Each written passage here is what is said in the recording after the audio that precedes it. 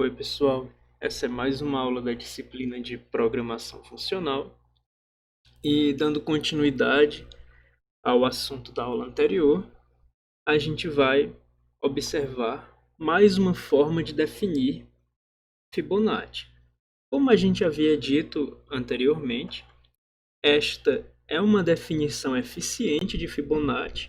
No entanto, ela não nos permite aproveitar nada para definir cache para outras funções, tá bom?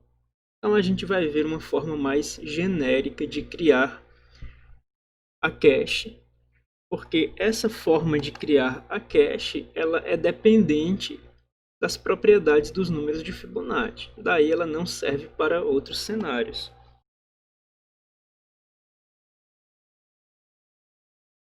Mais uma vez, a gente viu na aula anterior que aquela era uma definição eficiente, mas agora a gente vai ver uma outra forma de definir Fibonacci. Esta ainda não é uma definição eficiente, mas ela começa a fazer uso da função fix. Ela começa a fazer uso do operador de ponto fixo. O que acontece com essa definição de Fib é o seguinte: a função f é passada como primeiro argumento para si mesma a partir de fix. Então a gente vai observar como é a definição de f. A função f ela recebe dois argumentos. O primeiro argumento, uma função, e o segundo argumento, o índice do número de Fibonacci que deve ser computado. Nos casos base, a função a ser chamada é ignorada, já que nos casos base não há chamada recursiva. No caso base de 0, é retornado 0. No caso base de 1, é retornado 1. Na sua definição, no seu terceiro caso, a função f recebe uma função rec, que vai ser responsável pela chamada recursiva, ou seja, f não é propriamente recursiva a princípio, e ela recebe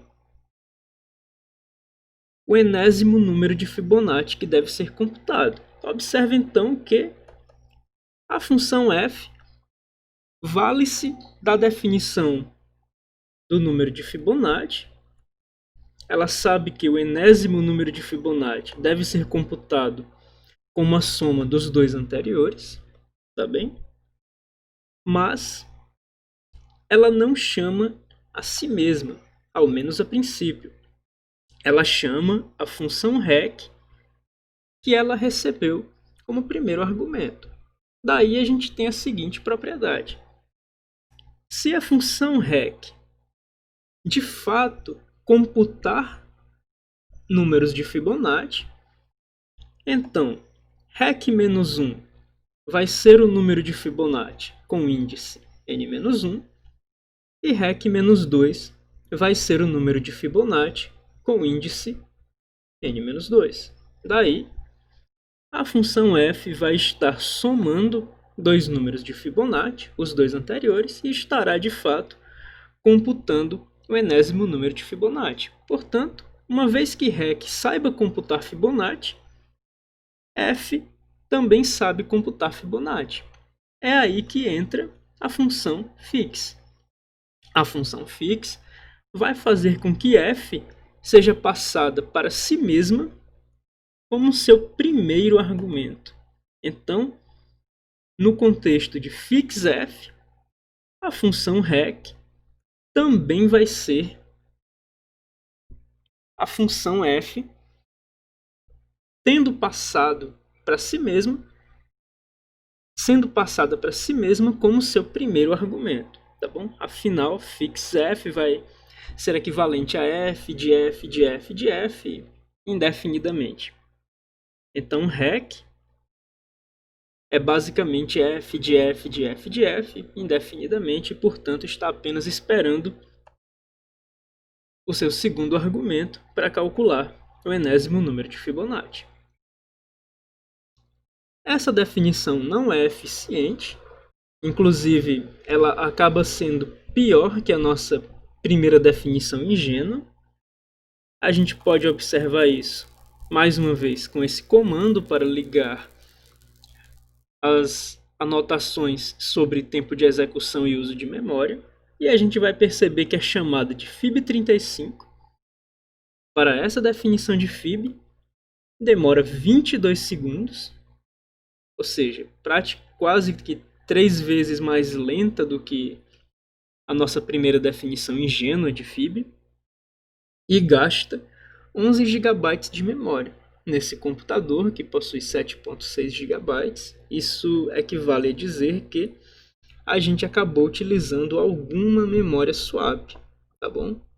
Em algum momento toda a memória RAM se esvaiu e a gente teve que utilizar alguma memória swap para terminar essa computação. Então essa definição definitivamente ela não é eficiente. No entanto, observe o seguinte: a gente já viu que se f recebe em REC uma definição de uma função capaz de computar Fibonacci, então f é capaz de computar Fibonacci. Mais ainda, se f recebe em REC uma definição eficiente capaz de computar Fibonacci, então f por si só acaba sendo uma definição eficiente para computar Fibonacci. No entanto, f sozinha, sendo passada para si mesma a partir de fix, não é uma definição eficiente para computar Fibonacci. Então a gente precisa de uma função auxiliar capaz de nos dar essa eficiência.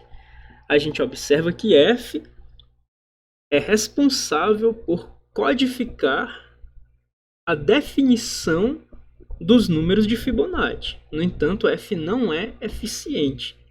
A gente precisa de alguma função que nos seja capaz de entregar essa eficiência. E é aí que a gente vai definir a função memo.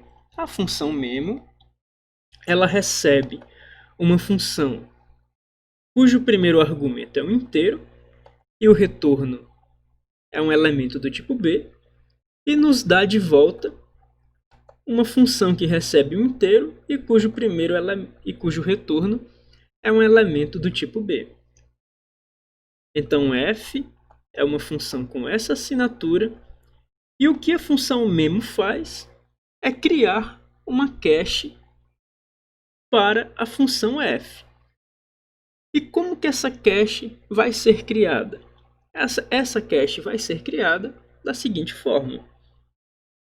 Primeiro, em XS, nós criamos a lista de todos os números inteiros não negativos, de 0 em diante, utilizando uma chamada de iterate.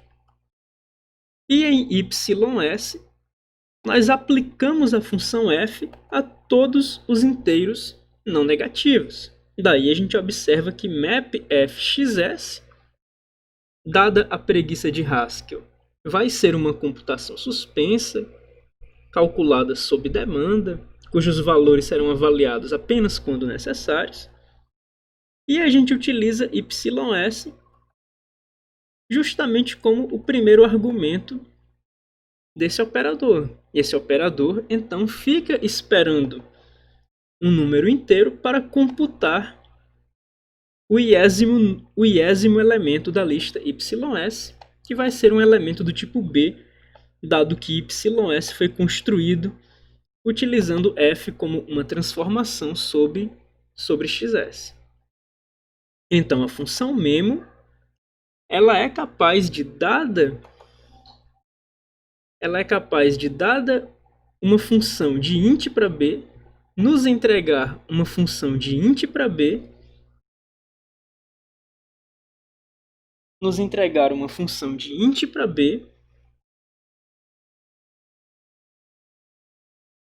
com uma cache. Então a gente pode utilizar a função memo diretamente para tentar criar uma definição eficiente de Fibonacci. Basicamente a gente poderia fazer essa tentativa, passar para memo qualquer uma das nossas definições ingênuas de Fib, por exemplo, a primeira definição ingênua de Fib, e verificar se memo Fib seria uma versão eficiente de Fib. A gente vai observar, no entanto, que memo Fib é uma versão com memória de Fib, mas ela não consegue aproveitar completamente a memória que ela recebe por meio da função memo. Vamos dar uma olhada. Aqui a gente observa, por exemplo, memo Fib sendo definida como no texto. A gente liga as anotações de tempo de execução e uso de memória. E mais uma vez a gente vai testar. Lembrando, aqui é a nossa primeira definição ingênua de Fibonacci. E a gente vai testar memo Fib. Você observa que o tempo de execução é o mesmo, o gasto de memória é o mesmo.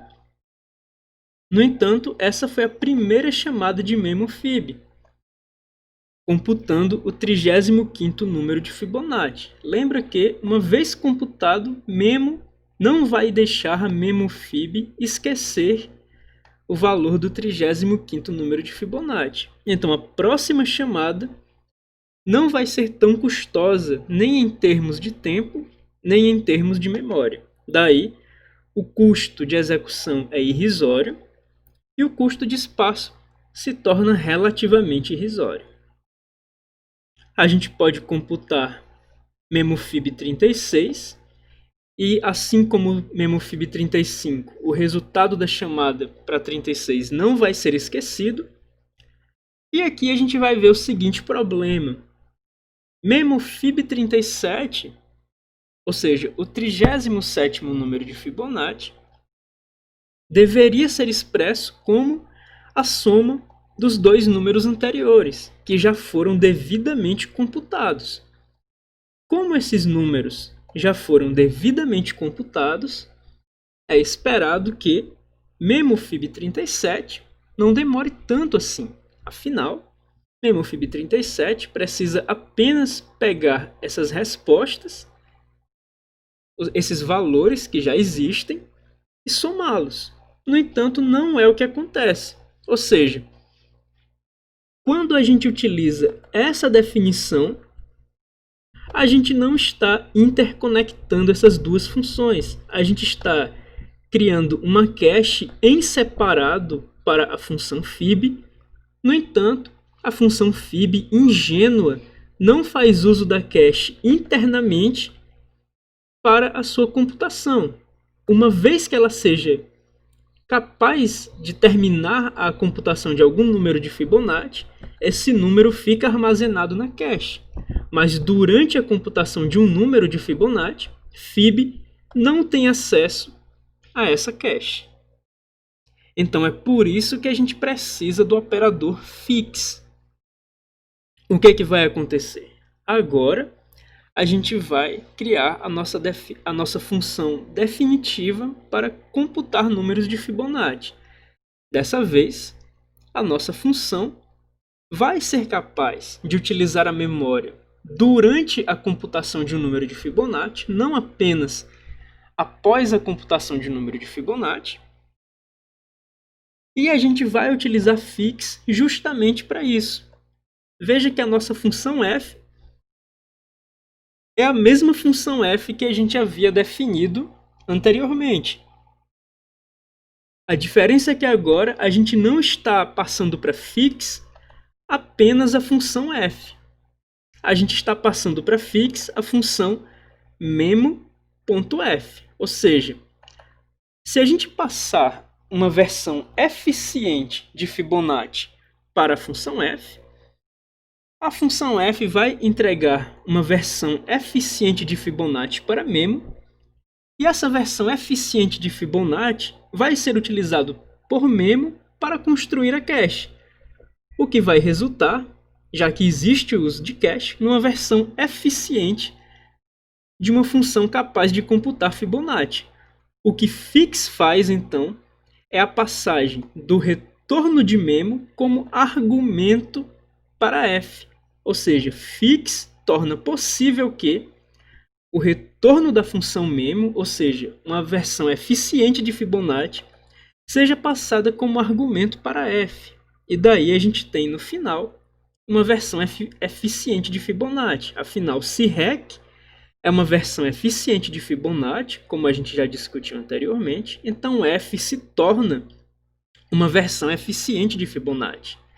Fix, portanto, toma o retorno de memo e passa o retorno de memo como primeiro argumento para f. Ou seja, graças a fix, essa função rec passada para f é justamente a função produzida pela função memo. Essa função rec é uma função que calcula números de Fibonacci e que, graças à função memo, possui uma cache. Daí, f recebe uma versão eficiente de Fibonacci e é, por si só, uma versão eficiente de Fibonacci passada para a função memo. Tá bom? Então aqui a gente observa que a lógica de f é a mesma, a única diferença é que em vez de passar f sozinha para fix, a gente está passando f em composição com a função memo. Tudo bem? Então agora a gente vai observar como a nossa definição se torna mais eficiente. Fib35 demora 2 centésimos de segundo para ser computado, gasta pouco mais de 1 megabyte, a próxima chamada tem um custo irrisório, Fib36 idem, e observa o ponto mais importante. Uma vez que Fib35 foi computado e Fib36 foi computado, a primeira computação de Fib37 tem um custo de tempo irrisório. Afinal, os valores dos quais ela depende, 35 e 36, já haviam sido computados e a cache produzida pela função memo está disponível para a função f por meio do argumento rec. Tudo bem? Então a gente tem essa divisão de responsabilidade. A função f fica responsável pela implementação da lógica da nossa computação, enquanto a função memo fica responsável pela implementação da cache. A função fix ela fica responsável por passar a versão memoizada como argumento para a função f. E daí, a função f, que possui a lógica de implementação, é capaz de utilizar na sua chamada recursiva uma versão memoizada de si mesma. Muito embora não tenha nenhum conhecimento sobre quem vai ser a função rec ou sequer o que seria uma cache para os números de Fibonacci, tá bom? Essa nossa definição, no entanto, ela ainda possui um pequeno problema. Se a gente observar a definição de memo, a gente vai perceber que essa chamada tem um custo linear. Afinal, Haskell não possui nas suas listas acesso em tempo constante a qualquer de seus elementos. O enésimo elemento de uma lista em Haskell custa O de n para ser acessado. Afinal, é preciso passear pela lista uma cabeça de cada vez até chegar no elemento desejado. Portanto, memo custa O de n para acessar o enésimo número de Fibonacci, mesmo que ele já tenha sido computado. O que a gente vai fazer é um artifício utilizando árvores para baixar esse tempo de acesso para O de log n. Essencialmente, a gente não precisa representar todos os inteiros não negativos por meio de uma lista. A gente pode utilizar funtores e aplicativos para representar todos os inteiros por meio de uma árvore, e assim ser capaz de acessar qualquer inteiro não negativo em tempo logarítmico, o que vai nos permitir um acesso mais eficiente à nossa cache. A assinatura de memo não vai mudar, mas a parte interna de memo vai passar a fazer uso de uma árvore. Em particular, no arquivo infinitytree.hs, a gente possui a definição de uma árvore infinita. Nessa definição, a gente observa o seguinte: existe apenas um construtor, o construtor de ramo. A nossa árvore não possui chaves e valores. Ela é uma árvore infinita contendo apenas um elemento por nó e as subárvores. E o mais importante, ela não possui folhas. A nossa árvore, ela sempre tem subárvores não vazias em cada um dos seus ramos. E, portanto, ela é infinita. Aqui a gente determina como que a nossa árvore infinita ela é um funtor. Essencialmente, fmap toma uma função f e transforma o elemento x em f de x, constrói um novo ramo, em seguida transformando a árvore esquerda recursivamente e a subárvore direita também recursivamente.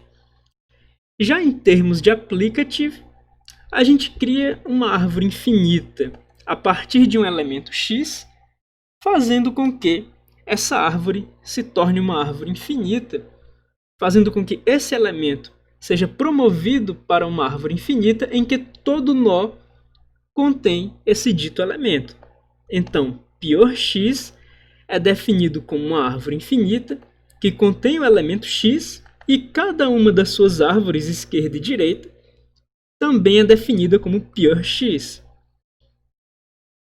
A transformação de funtores aplicativos, ou seja, dado uma árvore infinita de funções e uma árvore infinita de elementos, é feita de maneira recursiva, ou seja, a gente usa a função f na raiz da árvore para transformar o elemento x na raiz da outra árvore e, em seguida, toma a subárvore esquerda de funções e aplica na subárvore esquerda de elementos e, da mesma forma, toma a subárvore direita de funções e aplica na subárvore direita de elementos, produzindo assim a subárvore esquerda transformada e a subárvore direita transformada. Por fim, a gente tem a função find, que é capaz de encontrar o elemento associado a um inteiro em uma infinite tree. Essencialmente, find vai nos dar uma indexação dos elementos da árvore. E essa indexação vai ser da seguinte forma. Primeiramente, a raiz da árvore tem índice 0. Então, quando find recebe uma árvore e o índice 0, ela apenas retorna o elemento da árvore, o elemento na raiz da árvore. Quando find recebe um índice n diferente de 0, ela já não cai nesse caso, ela vai para o segundo caso, portanto, ela não vai retornar o elemento da raiz, mas sim o elemento de uma das duas subárvores. E aqui a gente vai utilizar a paridade do índice para determinar se a nossa busca vai ser feita na esquerda ou na direita. Então a gente tem Q e R sendo o quociente e o resto da divisão de n por 2. E a gente vai apenas buscar pelo quociente na árvore esquerda ou direita, a depender do resto. Se o resto for 1, a gente vai buscar pelo quociente na subárvore esquerda. Se o resto for 0, ou seja, se a nossa árvore, se o nosso índice n é ímpar, a gente vai buscar pelo quociente Q-1 na subárvore direita. Esse -1 é importante porque a nossa indexação proporcionada por find, ela começa em 0, tá bom? Então, Aqui a gente vai estar buscando por o quociente menos 1. Utilizando essa definição de Infinity Tree, a gente é capaz de criar uma função memo com a mesma assinatura da anterior, mas que agora vai utilizar uma árvore para armazenar a nossa cache. Então a função memo vai receber a função f, que vai ser utilizada para a criação da cache, e a gente vai utilizar a função find para resolver a busca por um elemento na cache, e a nossa cache vai ser a árvore f-tree. Antes de construir a f-tree, a gente precisa construir a árvore com todos os inteiros não negativos. Nesse caso, os inteiros, os números naturais, a partir de 0.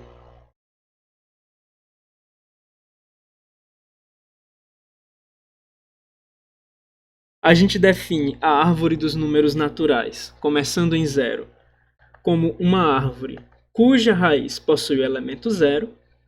A subárvore esquerda possui os números ímpares e a subárvore direita possui os números pares. Como que isso vai ser realizado? Bom, a partir da árvore dos números naturais, a gente vai definir a árvore dos números ímpares e a árvore dos números pares.